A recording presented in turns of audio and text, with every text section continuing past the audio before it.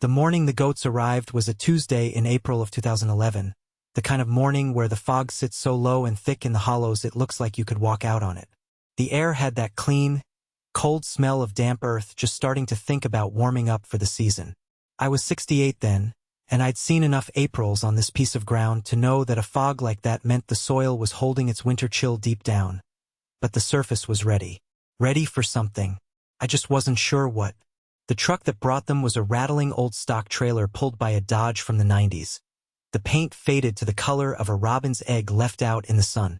It came up the lane slow, gears grinding, and I stood there by the barn with my coffee, watching it come.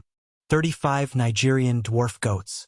Not much bigger than a good-sized dog, most of them with beards and clever, sideways eyes that seemed to take in everything at once.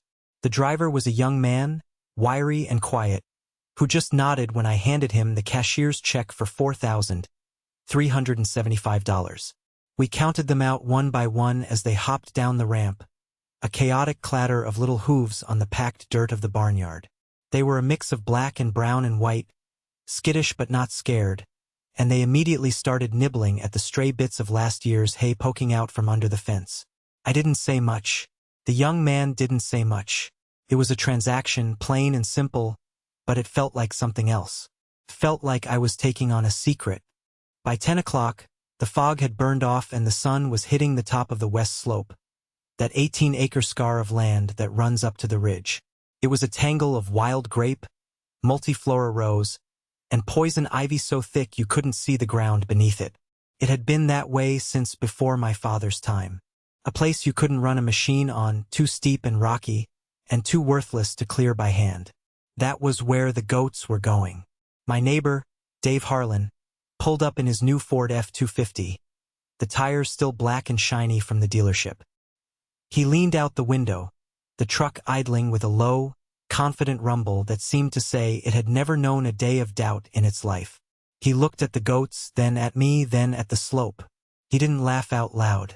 Dave was too polite for that, but his smile had a kind of gentle pity in it. "Morning," he said. "New livestock." I nodded. 35 head, he squinted. "They're a little on the small side, aren't they?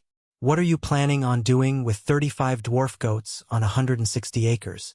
I took a sip of my coffee, which had gone cold. I looked up at the slope, the sun just catching the tops of the junk trees that poked through the briars. "I'm not putting them on 160 acres, I said. "I'm putting them on that 18, Dave followed my gaze. The polite smile tightened just a little at the corners. He knew that piece of ground. Everyone did. It was the piece you didn't talk about, the piece that was subtracted from the total when you were figuring what the farm was worth. "On the slope?" he said, his voice flat with disbelief. "You're going to try and clear that with them?" He gestured with his chin toward the goats, who were now systematically testing the tensile strength of my barnyard fence.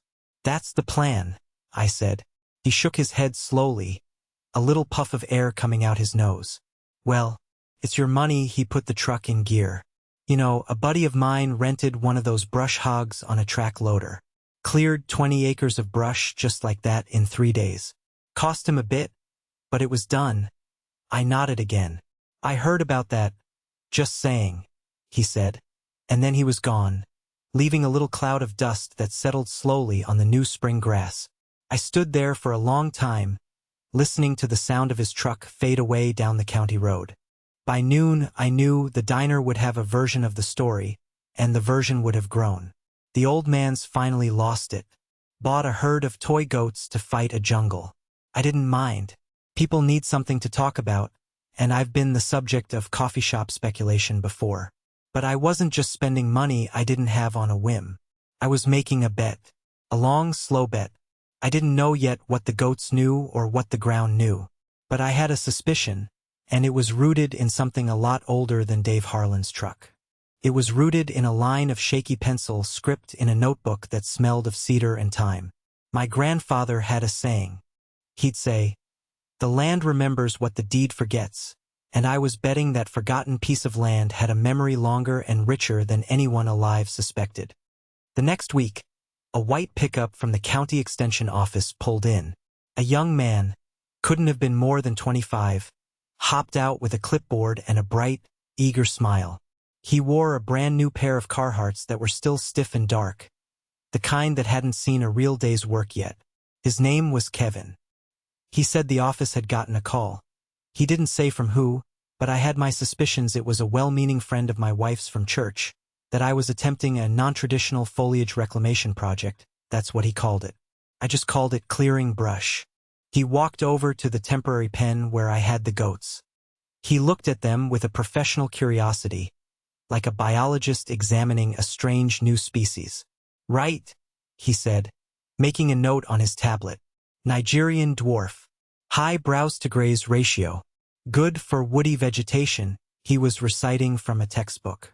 I just nodded and let him talk. We walked to the edge of the west slope, and he stood there, looking up at the impenetrable wall of green. So this is the parcel, he said. He tapped on his tablet, pulling up satellite images and soil composition charts. 18.3 acres. Average grade of 42 degrees. Predominantly clay loam on a shale base. Highly erodible if you clear-cut. He looked at me. His expression a careful mix of professional respect and genuine concern for my sanity. Sir, I've run the numbers on this. To manage this level of invasive pressure, we're seeing multiflora, Japanese honeysuckle, some autumn olive starting to creep in with this stocking density. He paused, swiping through screens. You're looking at a minimum of 3, maybe 4 years to get it down to manageable turf. And that's with intensive rotational grazing, supplemental feed to keep their condition up, and you'll still have to come in manually to cut the larger caliper stuff they can't handle. He took a breath. Frankly, the labor and feed costs over that period will far exceed the land's productive value once cleared. It's just not economical. He showed me the screen. A spreadsheet with columns and projections. It all ended with a number in red at the bottom. It was a very large number. We have a program, he said, his voice gentle now. We can put you in touch with a contractor. They'd bring in a forestry mulcher on a track machine. Herbicide application in the spring to control regrowth. You'd have it down to bare earth in a week. Total cost, with the subsidy, would be somewhere in the neighborhood of $8,000. I had spent less than half that on the goats. I looked from his clean tablet screen to the shaggy, indifferent goats. I appreciate you coming out, Kevin, I said. And I appreciate the information. He could tell he wasn't getting through. It's just, we see people try these biological controls on this scale, and they get discouraged. It's a lot slower than you think. I smiled a little. I've been on this farm for 68 years. I'm not in a hurry. His face fell a little, the look of a young man with a modern solution who has just run into an old man with an old reason. He made a few more notes, promised to email me some pamphlets on parasite management in small ruminants, and then he left. I watched his truck go, another little cloud of dust in the lane. He meant well. They all mean well. The men with the new trucks and the clean tablets, they believe in the numbers on the screen. They believe in the fastest, most efficient way to get from A to B. They believe a problem is a thing to be solved with a checkbook and a machine. My father had a different way of looking at it. He used to say, the difference between a problem and a lesson is only whether you were paying attention. I was trying to pay attention. My wife, Mary, was paying attention too, but to a different set of numbers. That night, sitting at the kitchen table, she looked over her reading glasses at me. Dave Harlan's wife called Carol, she said. It wasn't a question. Said you bought a petting zoo. They're working animals, I said. She said you were going to starve them to death trying to make them eat briars on the cliff. I just stirred my coffee. How much? She asked, getting to the point as she always did. Is the fencing going to cost for 18 acres of that? It was the one question the extension agent hadn't asked. The practical question. About $2,000 for the charger and the wire and the posts, I said. And a week of my time. She looked at me for a long time, her expression unreadable. She had been married to me for 45 years. She had seen me take on other projects that didn't pencil out on a spreadsheet. There's something in those old books of your grandfather's, isn't there? She asked. It wasn't an accusation. It was a diagnosis. I didn't answer right away. I'll own that I had put it off. I had known about the notebook for years, and I had known what it might mean for that slope. But I hadn't acted. It's easy to leave a thing undone when it's that big, that overgrown. It's easy to look at a wall of thorns and decide to let it be the next generation's problem. But I was 68. I was starting to feel like I was the last of my generation who could even read the map my grandfather had left. So I just nodded. "I think so," I said. "I think there might be.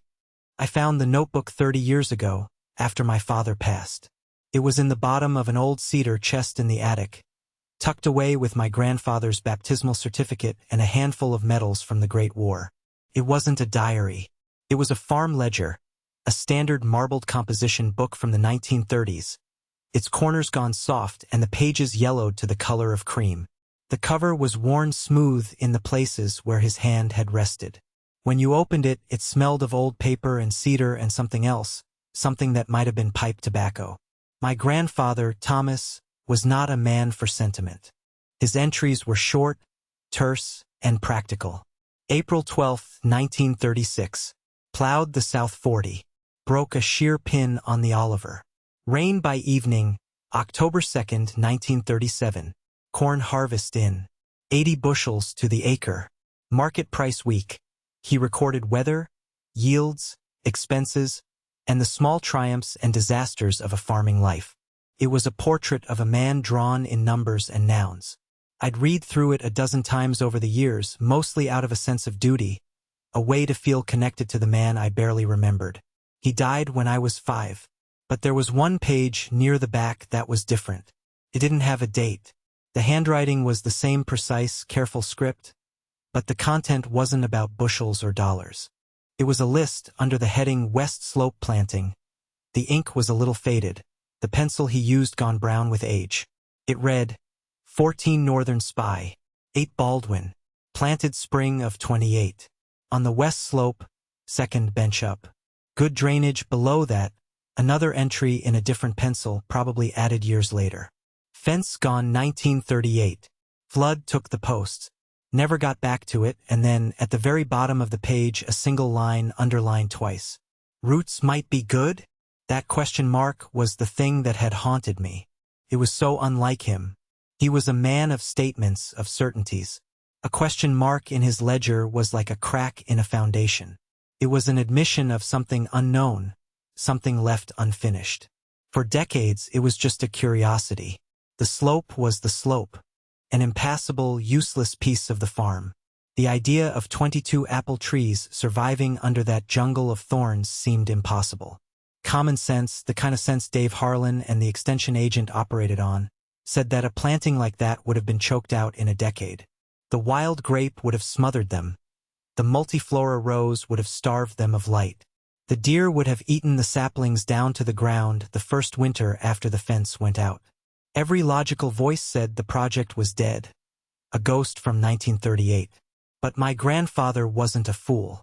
He wouldn't have planted an orchard on a 40-degree slope without a reason. He knew this land better than anyone.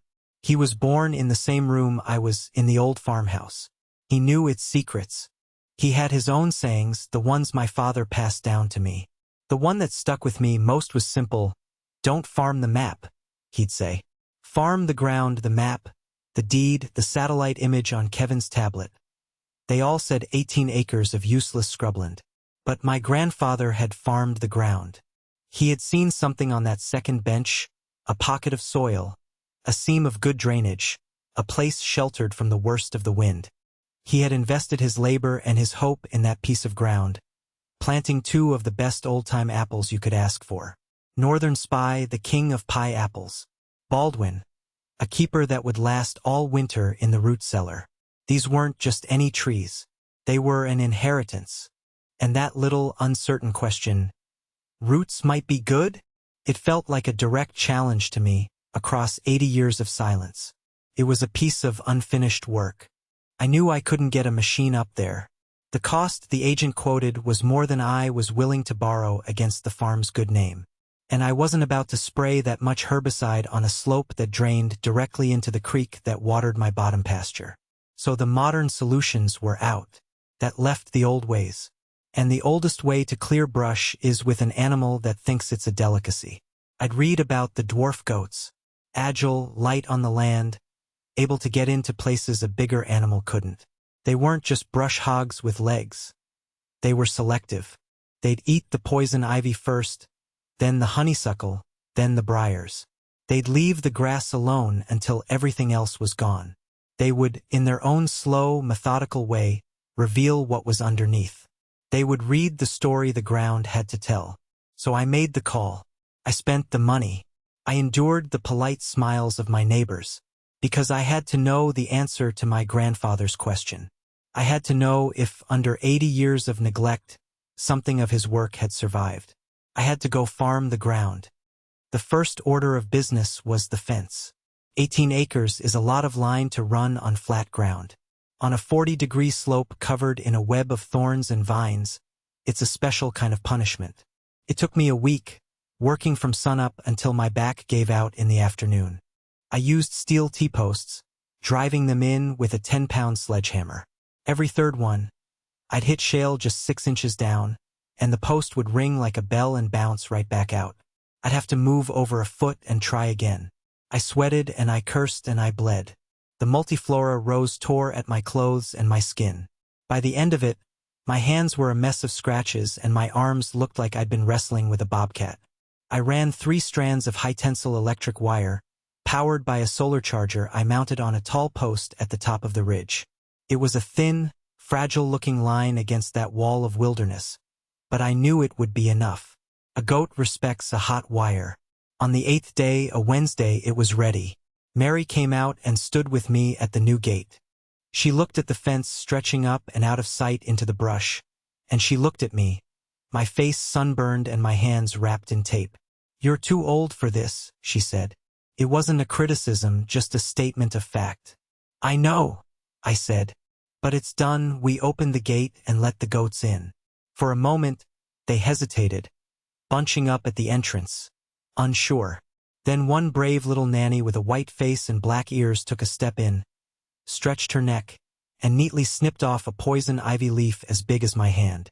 She chewed it thoughtfully for a moment, then took another. That was all it took. The rest of them poured through the gate like a wave, fanning out into the undergrowth. The sound was incredible, a sudden, intense chorus of cracking, tearing, and munching. They disappeared into the brush almost immediately, the green wall swallowing them up. All we could see were the occasional shaking branches and the flicker of a white flank or a pair of dark ears. All we could hear was the sound of them getting to work. For the first few weeks, I did little else but watch them. I'd take my coffee out in the morning and walk the fence line. I'd check the charger, make sure the wire was still hot, and just observe. They were methodical. They didn't just wander. They moved like a crew, a small army of landscapers. They started on the lowest, densest part of the slope, clearing the poison ivy and the honeysuckle first. They'd stand on their hind legs, their little front hooves braced against a sapling, to reach the tender leaves higher up. They ate the multiflora rose, thorns and all, leaving behind bare, skeletal canes. The change was slow. Day by day it wasn't much, but week by week, the line of cleared ground began to creep up the hill. It was like watching a tide go out in slow motion, revealing the land beneath. They worked from the bottom up, a 35-member team moving in a slow, deliberate wave. I learned their habits. They'd browse hard in the morning, then find a shady spot to lie down and chew their cud in the heat of the afternoon. In the evening, they'd be back at it, working until dusk. They were quiet, efficient, and tireless. Dave Harlan would slow his truck down when he drove past my lane, looking up at the slope. I could feel his gaze from half a mile away. He never stopped, not in those first weeks. He was just watching, waiting for me to fail. The diner talk, I'm sure, was in full swing. He's starving them. They'll get out. They'll never make a dent. I didn't care. I was listening to the goats. I was learning to see the land through their eyes. They weren't just eating. They were searching. They were looking for the best forage, the most nutritious plants. My grandfather's other saying came back to me, one my father repeated whenever he was watching cattle graze a new pasture. They pay attention, animals pay attention to the land in a way we've forgotten. They read the soil, the water, the subtle shifts in vegetation. They know where the sweet clover grows and where the bitterweeds are. They know the land on a level that has nothing to do with deeds or property lines. It's an older knowledge, a deeper one. I was trusting that knowledge. I was trusting that 35 little browsers, driven by instinct, would find whatever was special about that piece of ground. I wasn't just clearing brush. I was conducting a survey using the goats as my instruments. I put the notebook away during this time. I didn't want to be tempted to go in too soon. I didn't want to impose my own expectations on the process. The land had to speak first. I had to be patient enough to listen. I just walked the fence, filled their water trough, and watched the green tide slowly recede. By the end of May, the change was undeniable. From the road, you could see a distinct brown line creeping up the hill. The goats had cleared the first 4 or 5 acres right down to the ground. They had stripped the leaves and tender bark from the saplings, leaving a ghost forest of white sticks. The briar canes were bare and brittle. Sunlight was hitting soil that hadn't seen it in my lifetime. The air of mystery around the project began to thin, replaced by a grudging curiosity. One Saturday, the young man who had delivered the goats stopped by. He was hauling a different load this time, but he pulled into the lane. "Heard you were putting them to work," he said, nodding toward the slope. We stood there for a minute, watching the distant, moving specks of black and white. "They're doing a job," I said. "They always do," he replied. "People just don't have the patience for it anymore." He looked at me. "You find what you were looking for yet?" I was taken aback. "What makes you think I was looking for something?" He grinned, a quick, knowing smile. "Nobody buys 35 of my best breeders just to clear brush. You're either starting a dairy or you're hunting for something." He got back in his truck. "Good luck," he called out and drove on. His words stuck with me. He saw it. He understood this wasn't just about the work. It was about the result. His visit was a quiet vote of confidence, a sign that I wasn't entirely crazy. By mid-June, something interesting began to happen. The goats, which had been working in a fairly uniform line across the slope, started to change their pattern. They began to congregate in one specific area, about halfway up, on what looked like a slightly flatter section of the hill, a bench. They were focusing their efforts there, hitting the brush in that one spot harder than anywhere else.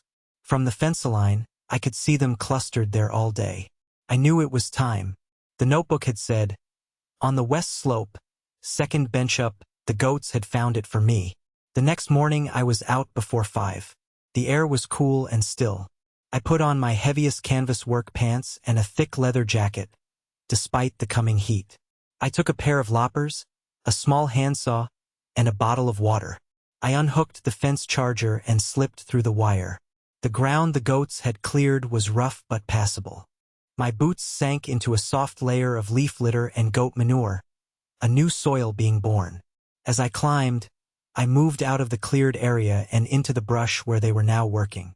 It was like stepping into another world. The air grew thick and humid, trapped by the canopy of vines. The light dimmed. The multiflora rose canes were everywhere, studded with thorns that grabbed at my clothes like claws. The goats scattered as I approached, moving away with quiet agility. I was in the middle of their dining room. They had eaten everything within their reach, from the ground up to about 4 feet. Above that, the old tangle remained. I pushed my way through, following the path of most resistance, heading for the center of their new encampment. And then I saw it. It wasn't much.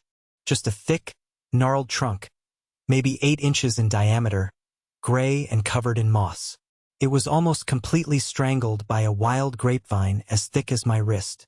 But it wasn't a maple or an ash or any of the other junk trees that populated the slope. The bark was different, rough, shaggy, and distinctly familiar. It was an apple tree. My heart started to beat a little faster. I used the loppers to cut away the smaller vines wrapped around its base. Then I took out the handsaw and started working on the main grapevine. It was slow, tough work. The saw blade kept binding. Sweat poured down my face, stinging my eyes. But after 10 minutes of steady effort, the vine gave way with a loud crack. It hung there for a moment, then fell away, revealing the tree trunk more clearly. It was alive. It was contorted and scarred, twisted into a shape of pure survival, but it was alive. I looked around. A few feet away, there was another one, this one almost swallowed by a thicket of rose. I pushed my way over to it and found the same thing. A living apple trunk, dormant but not dead, waiting underneath the debris. I spent the rest of the morning like that, moving slowly through the half-cleared brush on that bench of land. It was a treasure hunt. Every few yards, another discovery. A thick, promising trunk, a shape that didn't belong. The goats followed me, watching with curious yellow eyes, occasionally letting out a little bleat of encouragement. I didn't count them as I found them. I just worked, clearing the base of each one, giving it room to breathe. I was freeing them. By noon, the sun was high and hot, and I was exhausted, dehydrated, and bleeding from a dozen new scratches. I sat down on a rock, my back against one of the trunks I had just uncovered. The goats, their fear of me overcome by their desire to get back to work, moved back in, munching contentedly all around me. I finally allowed myself to count. I could see them all from where I sat, a scattered constellation of gray trunks in the dim green light. 1, 2, 3. I counted them twice to be sure. 22. There were 22 of them. Exactly the number from the notebook. 14 on the upper side of the bench, 8 on the lower. The land had remembered. Under 80 years of thorns and vines, my grandfather's orchard had been waiting. It was battered and choked and fighting for its life, but it had survived. The roots were good. Finding the trees was one thing. Saving them was another. For the rest of the summer, the slope became my obsession. The goats did the heavy lifting, continuing their slow, steady clearing. As they moved on from the bench, exposing it more and more to the sun, I followed with my loppers and saw. I worked my way from tree to tree, cutting away the deadwood and the suffocating vines. It was a kind of sculpture, chipping away the ruin to find the form underneath. Each tree was a unique challenge. Some were bent over, their trunks running parallel to the ground for several feet before reaching for the sky. Others had sent up dozens of water sprouts, thin, desperate whips of branches trying to find a patch of sunlight. Most had canopies that were a tangled mess of dead limbs and living branches woven together with the very vines that had been strangling them. I had to perform a brutal kind of triage. I took off the deadwood first, then the suckers at the base. Then I started on the canopy, making hard decisions. I had to cut away huge, living limbs that were growing in the wrong direction, rubbing against others or blocking light from the core of the tree. My goal wasn't fruit, not this year. My goal was to restore the shape of an apple tree, to give it a chance to breathe and gather its strength. My father had taught me how to prune. You have to be able to throw a cat through the branches when you're done, he'd say. It was about opening the tree up to light and air. With these, it felt more like I should be able to drive a small tractor through them. I cut and I hauled, dragging the brush to the bottom of the slope and making massive piles to be burned in the winter. The work was slow and methodical. I learned the personality of each tree. Some were stubborn, they were hard and dense. Others were more pliant, easier to shape. I felt like I was in conversation with them, and with the man who had planted them. I'd find myself talking to him out there. "You really put this one in a tough spot, old man," I'd mutter, wrestling with a branch thick as my thigh. But I knew he had his reasons. The drainage on that bench was perfect. The soil, once I could see it, was a deep, rich loam, full of earthworms. It was a perfect pocket of fertility on an otherwise unforgiving hillside. In early August, I decided it was time for a second opinion. I knew an old nurseryman named Elias Thorne who ran a small operation over in the next county. He specialized in heritage fruit trees. If anyone could tell me what I had, it was him. I called him up and tried to explain. He was quiet on the other end of the line. "An orchard from the 20s, you say? On a shale slope? And it's still alive?" His voice was thick with skepticism. "I'd have to see it to believe it," he said. The next afternoon, his dusty Subaru wagon came bumping up the lane. Elias was a small, stooped man in his late 70s, with hands so stained with dirt they looked like they were part of the earth themselves. He moved slowly, with the careful economy of a man who has spent a lifetime working with living things. He didn't say much as we walked up the slope. He just looked, his eyes taking in the cleared ground, the goats, the piles of brush. When we got to the bench where the trees stood, he stopped. He looked at the 22 gnarled, newly pruned trunks standing in the full sun. They looked like ancient survivors, veterans of a long and brutal war. He walked over to the first one, a big, promising-looking tree that I suspected was a northern spy. He didn't look at the overall shape. He looked at the details. He ran his calloused fingers over the bark.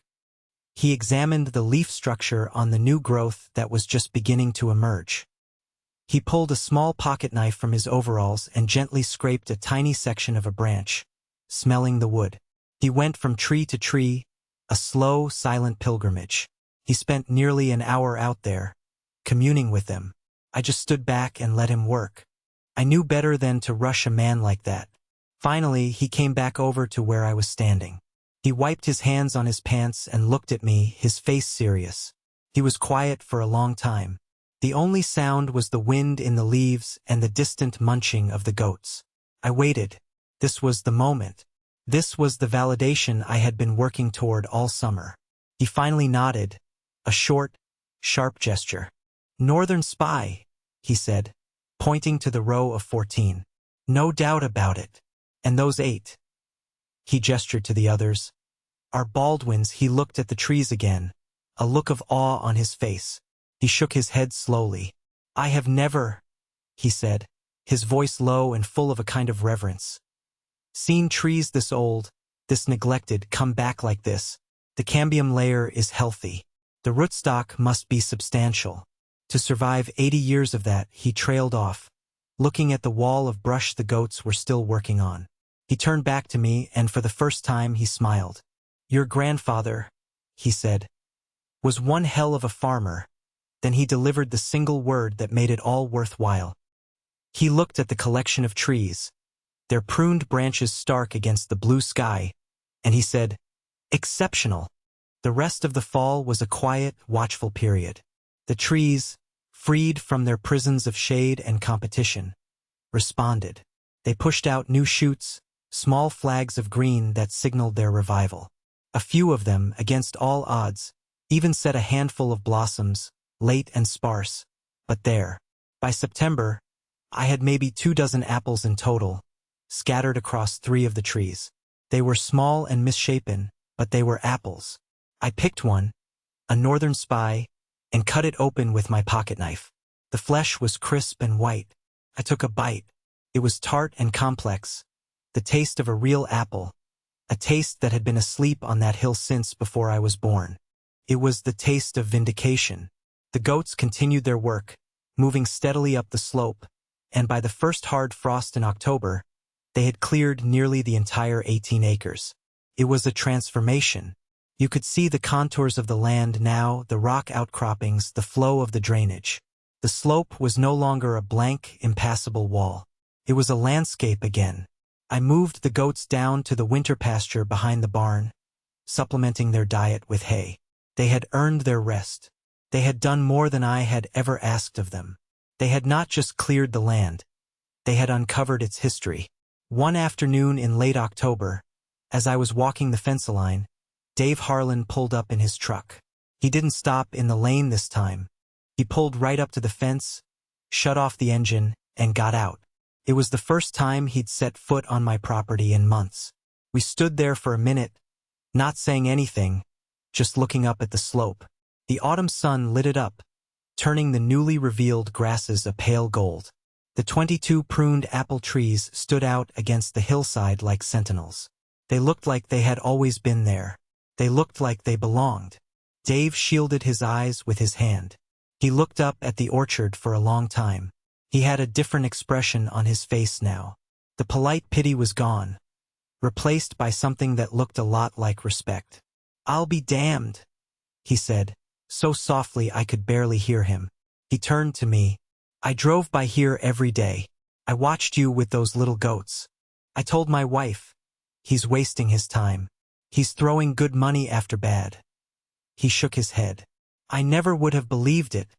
He looked back up at the trees. Are those apple trees? Northern Spy and Baldwin, I said. From 1928. A slow whistle escaped his lips. My grandfather used to talk about my great-grandfather's Baldwins.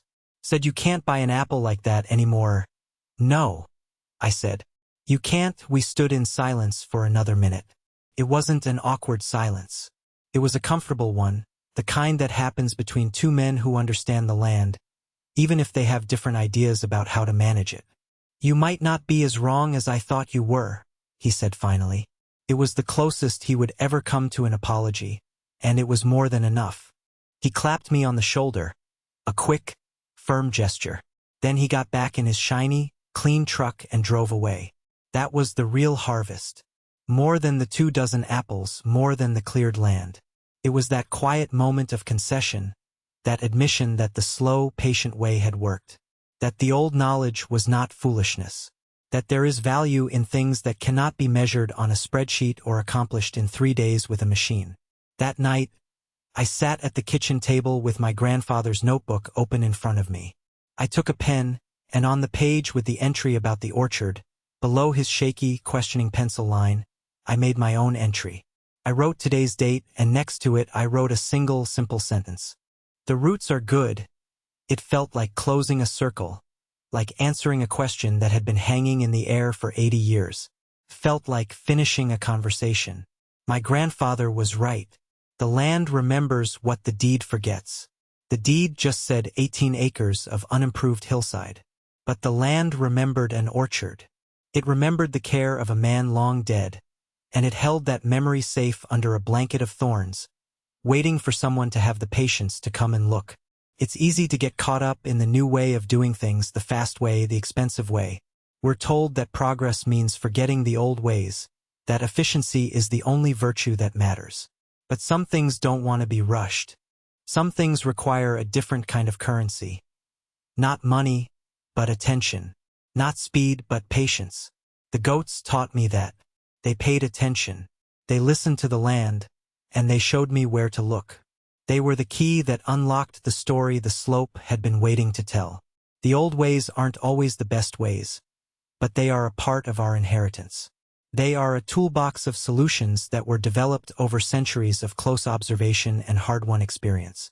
To dismiss them out of hand is a kind of arrogance, a belief that we, in our modern certainty, know better than all the generations that came before us. Sometimes, the most innovative thing you can do is to look backwards, to find an old answer to a new problem. Or in my case, an old answer to a very, very old problem. If you've got your own piece of overgrown ground, your own impossible slope that everyone tells you to forget about, I'd like to hear about it in the comments. Maybe there's a story under there, waiting for someone with the patience to listen. Subscribe if this meant something to you. There's always more work to be done.